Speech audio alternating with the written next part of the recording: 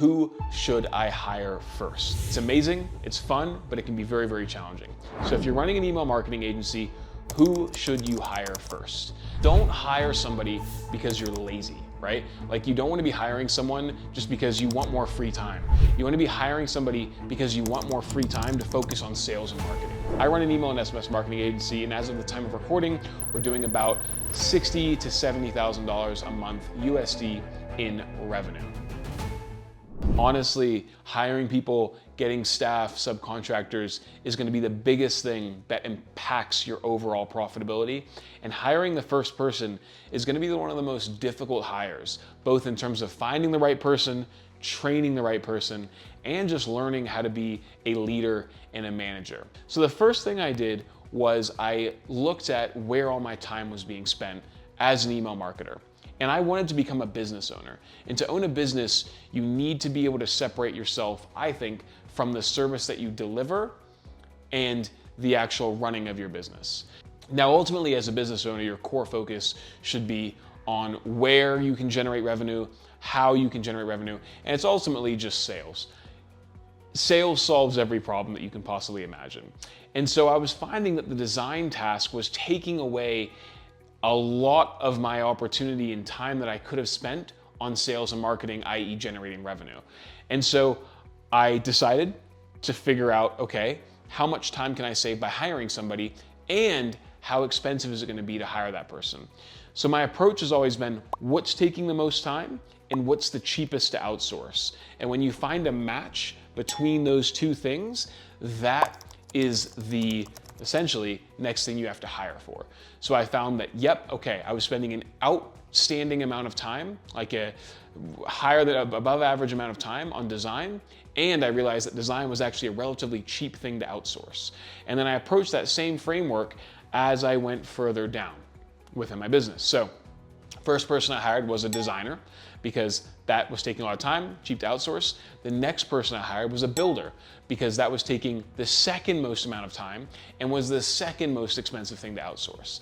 The third thing was copywriter, because copywriter was taking the third most amount of time and was the third cheapest thing to outsource. As you can see here, the things that you start to outsource gradually get more and more expensive, but you hope to make up for that loss in profit with scale and revenue.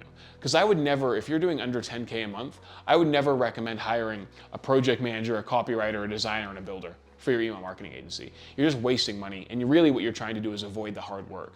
What you want to be doing is basically hiring people when you don't have any more time to focus on sales and marketing. And so if you get to a point where you're like, I'm working 12 hours a day, I'm just servicing the client and I'm not doing anything for sales and marketing, that's when you need to find something to outsource to free up your time on sales and marketing. And so you're gradually gonna find that the bigger you grow, the more expensive the outsourcing and the complex the problems are gonna become that you have to outsource to. For example, designer is easy to outsource to because it's relatively low skilled. Same with builder. Copywriter gets more high skilled, more expensive, because the higher the skill level, the more expensive and the more money you're gonna have to pay. Project managers, even more complex, because they're starting to do strategy stuff, they're negotiating with the clients, they're talking, they're on calls, then it becomes even more expensive. But you need to make sure that you're outsourcing at the right time to make sure that you're profitable. You wanna maintain a constant state of profit, and essentially, as your business grows, what you're doing at the start is you're supplementing other people's time for your own, to make sure that you make a profit, right? For me, I didn't hire a project manager until we were doing $20,000 a month.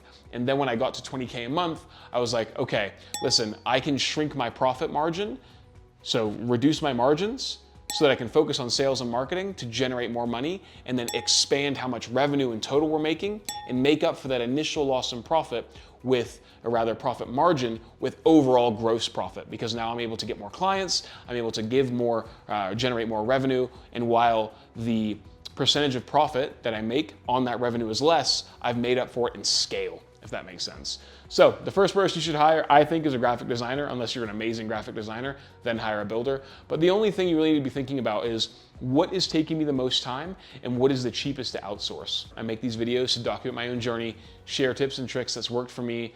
I don't really have anything to sell you unless you want some coaching, I guess. I don't really do formal coaching, but link in the description if you want to chat. Short video today. I hope you found this one useful. I make these really just to document my own journey, share some tips and tricks. If you want some help, comment down below. More than happy to jump on a quick call, share some of my strategies. Until then, subscribe to the channel, like the video. We'll see you in the next one.